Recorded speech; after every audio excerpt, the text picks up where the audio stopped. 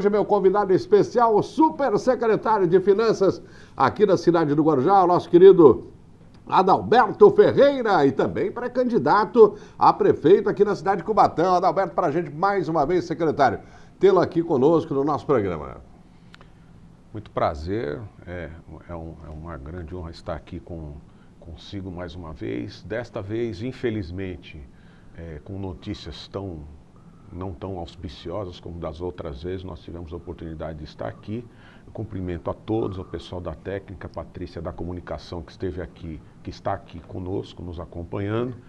E vamos aí discorrer sobre o que está acontecendo na nossa cidade, na nossa região e quais as providências estão sendo tomadas para minimizar os efeitos desta infeliz pandemia. Pandemia, é verdade. Algumas têm a solução, algumas têm os remédios, né, os paliativos que ajudam a cidade ainda continuar nos trilhos. Outras já se perderam em suas contas. Não é o caso do Guarujá. O Guarujá continua aí com a sua receita aí, lógico, acredito eu que abalada, mas continua nos trilhos aí. E quem vai comentar a respeito disso é o nosso secretário, o Adalberto Ferreira. Adalberto, você fez uma ginástica, né? É isso que eu vou colocar, uma bela de uma ginástica, para colocar as contas da cidade do Guarujá em dia. Ou seja, hoje o prefeito Walter Suman pode bater no pé e dizer: eu não devo nada para ninguém. Né? Você conseguiu colocar todo aquele passivo, pagar todo aquele passivo, aqueles fornecedores que vinham aí com as suas faturas atrasadas em 8, 10 meses, um ano. Você conseguiu colocar tudo isso em dia. Então o prefeito Walter Suman tem a felicidade de ter a sua pessoa no comando das finanças aqui da cidade de Guarujá, e que melhoraram bastante e que hoje proporcionam a ele, né, esse elenco de obras que a gente vê, essa pujança da cidade do Guarujá. E, infelizmente, fomos abatidos aí por uma infelicidade, uma fatalidade, né? As chuvas fortes aí causaram a maior tragédia do estado de São Paulo com referência às chuvas, com a quantidade de morte, né, que nós vimos, enfim. E agora, logo em seguida, não deu tempo nem de respirar, vem essa pandemia, né, e toma conta aí de toda a economia nacional, de todo o povo brasileiro e mundial. Qual é a situação hoje, né, das finanças da Prefeitura de Guarujá? Os funcionários podem dormir tranquilo, vão receber em dia? Os fornecedores, como fica a situação? Como fica, né, a situação das terceirizadas, né, que contratam milhares de trabalhadores que estão prestando serviços a elas e, consequentemente, de forma direta também para a Prefeitura de Guarujá? Tuca, você colocou muito bem. Nós passamos o ano de 2019 fechando contas, né? Houve toda uma estratégia da administração, não é resultado exclusivo da ação da Secretaria de Finanças, é um resultado do conjunto de secretarias que seguiram uma estratégia, uma diretriz dada pelo prefeito de saneamento. E essas estratégias deram certo, houve uma participação da população bastante grande a partir do reconhecimento das ações da prefeitura. Ou nós tivemos um refis que houve uma adesão maciça da população. Isso ajudou muito para que a gente fechasse as contas com uma posição confortável.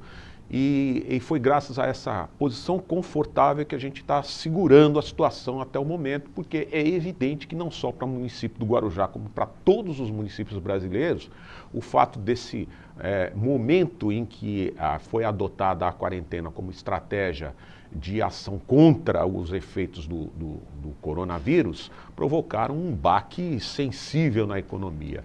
E a economia estagnada impede que as prefeituras, que os municípios continuem na sua modulação de arrecadação comum. Já é natural que do mês de abril para frente as arrecadações tenham uma baixa por força não mais contribuição afeta ao IPVA e por conta também de uma baixa de participação daquilo que é parcelado, de refis, que as pessoas adotam a adesão para pagamento em 3 parcelas e etc. Mas, de verdade, a gente tem sentido aqui naquela arrecadação, que é a maior arrecadação, a arrecadação que corresponde a 60% do que arrecadamos no mês, que é o IPTU, uma baixa acima da média de inadimplência comum, que é da ordem de 15% a 17%, uma ordem de 20% a 25%. Nós não fechamos ainda esse número, porque justamente no dia de hoje nós temos o vencimento de 2 zonas urbanas, a zona 5 e a 6, que corresponde ao distrito aqui de Vicente de Carvalho, e nós teremos o fechamento efetivo, o cômputo desse déficit somente daqui a alguns dias, mas nós estamos nesta ordem. De sorte que, para exemplificar o que nós estamos enfrentando, nós conseguimos fechar a folha de pagamento somente no dia de ontem. Por quê? Porque a arrecadação de ICMS diminuiu 3 milhões de reais em relação a abril do ano passado. A arrecadação de ICMS, com redução, reduz também o repasse do Fundeb, porque é uma parte do ICMS que vai para a conta nacional do Fundeb.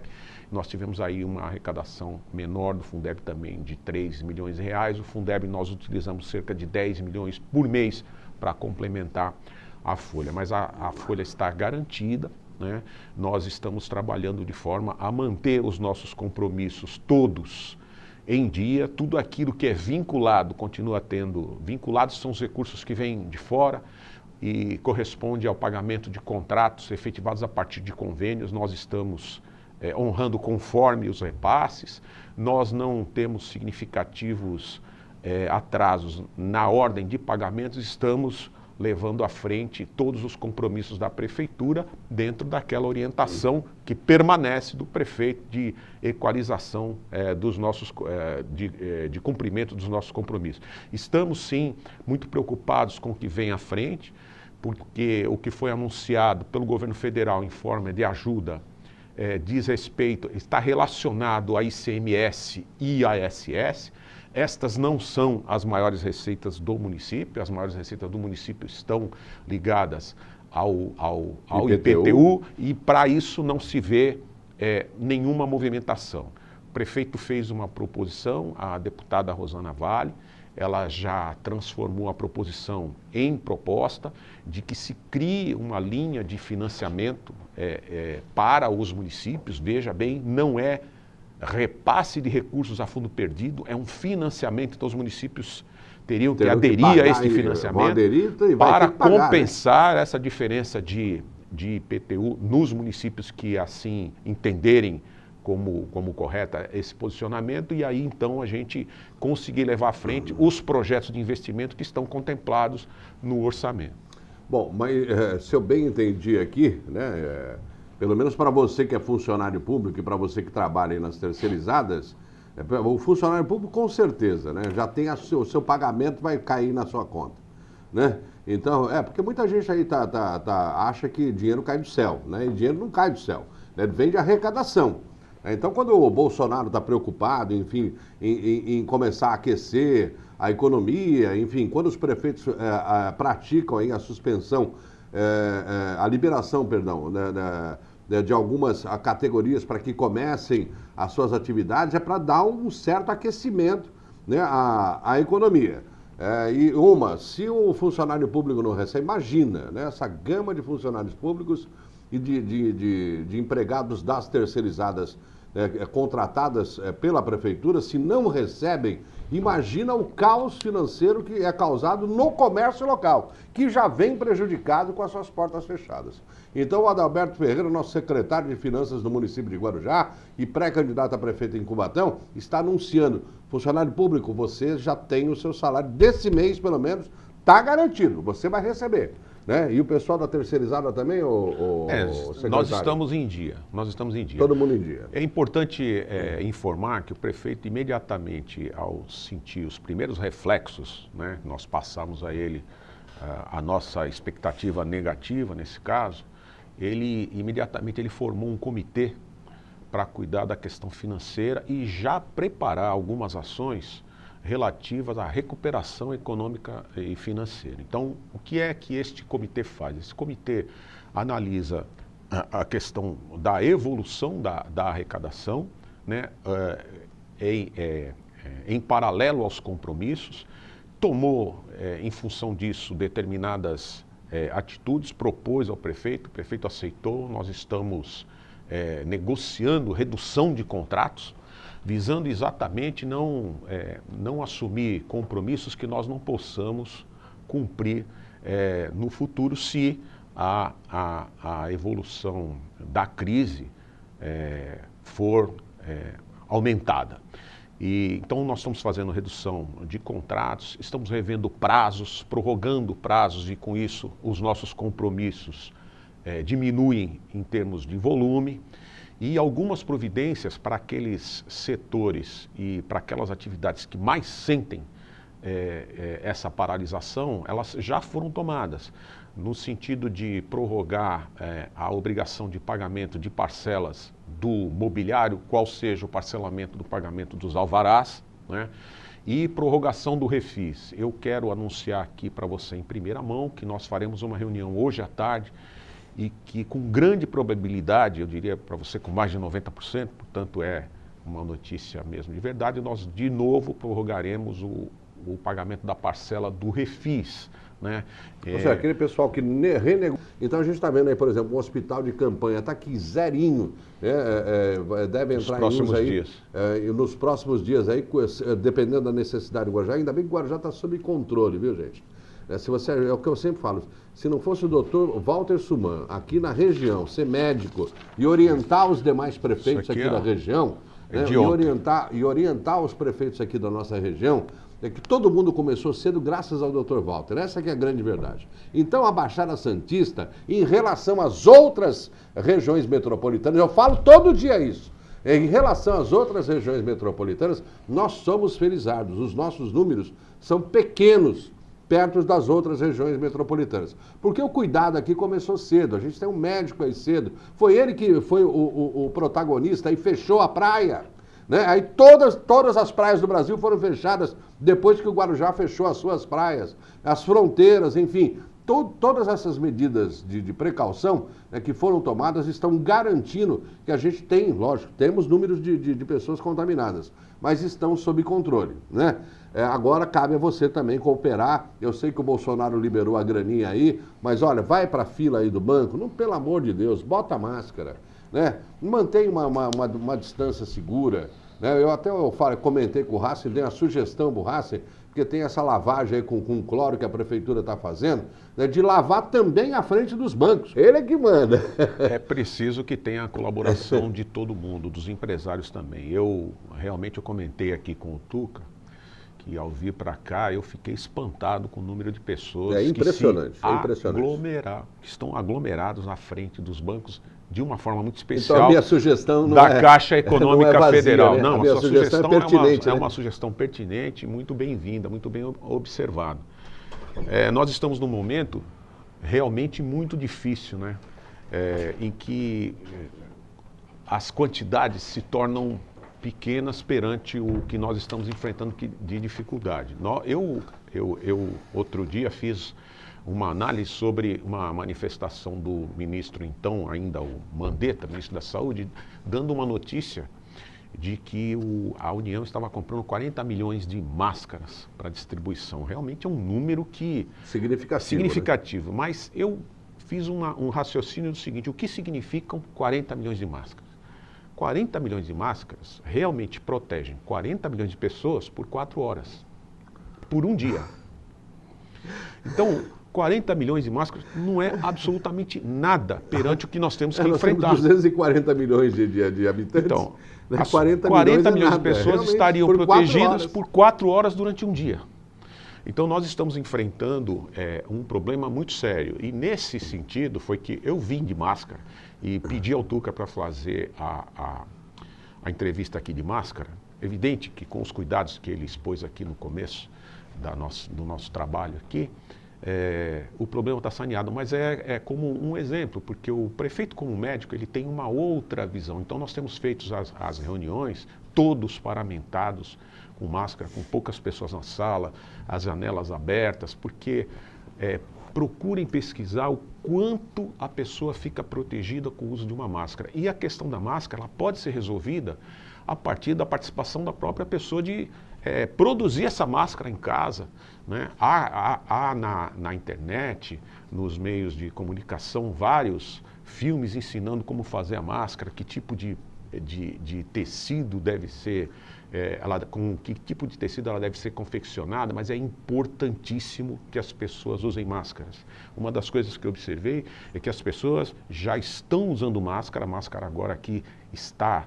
É obrigatório o uso da máscara por lei nos estabelecimentos, mas a gente vive uma situação... E não é só isso.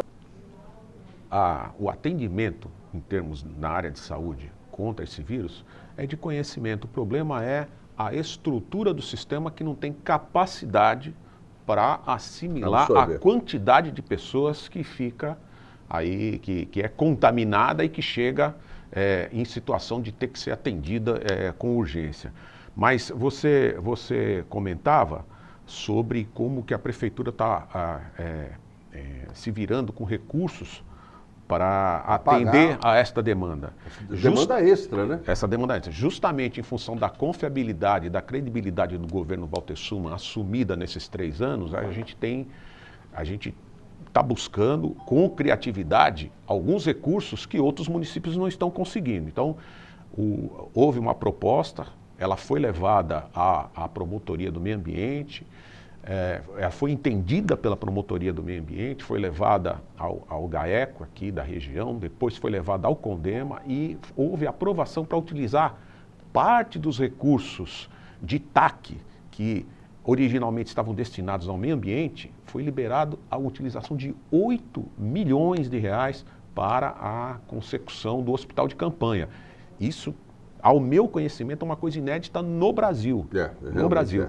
E isso fez com que esse projeto tivesse todo aquele cuidado que já é exigido, mas um gradiente a mais, que é a participação do Ministério Público acompanhando o que está sendo feito, além dos órgãos que já fazem esse acompanhamento. A fiscalização agora é redobrada porque o dinheiro é liberado pelo Ministério Público, né, com toda a aval do Ministério Público, inclusive passando pela mão do GAECO, enfim. Perfeitamente. Agora que os caras, lógico, vão fiscalizar. Né? O meu caro secretário, eu estava falando aqui da Dracar, mas é a grande verdade, né? Quando é que vai acontecer mais alguma flexibilização para a abertura de mais alguns segmentos aqui na cidade do Guarujá, como aconteceu recentemente, o secretário e também pré-candidato a prefeito de Cubatão? Ele é secretário aqui do Guarujá de Finanças e pré-candidato, né, a prefeito em Cubatão, o Adalberto Ferreira. Então, Tuca, é muito delicada essa decisão por força de priorizar a questão da segurança e da preservação da vida. É evidente que nós gostaríamos que as atividades, eu, ainda mais como secretário de Finanças, gostaria que as atividades tivessem sido retomadas a todo vapor, na sua plena força. Mas a questão da prioridade da vida, ela está em primeiro lugar. Nós teremos uma reunião hoje à tarde com esse comitê que estuda procedimentos visando a retomada das atividades econômicas e financeiras, e nós estamos estudando com muita profundidade. O prefeito hoje foi a São Paulo, houve uma convocação para todos os municípios com mais de 200 mil habitantes, e me parece que haverá uma orientação nesse sentido. O que está acontecendo é que a promotoria pública, as promotorias públicas têm cientificado os prefeitos de que não é possível desobedecer às determinações do governador, Estado, né, sob pena de que seja impetrada uma ação civil pública contra os administradores. É evidente que é difícil ter uma lei que respeite as especificidades de cada município. Cada município tem uma realidade uma própria, conformação, né? uma realidade própria, uma identidade, né, própria, tanto na sua dinâmica urbana quanto na sua arrecadação. Mas isso está sendo visto com muito cuidado e, assim, essa crise vai durar. A duração da crise ela é diretamente proporcional ao cuidado que as pessoas têm.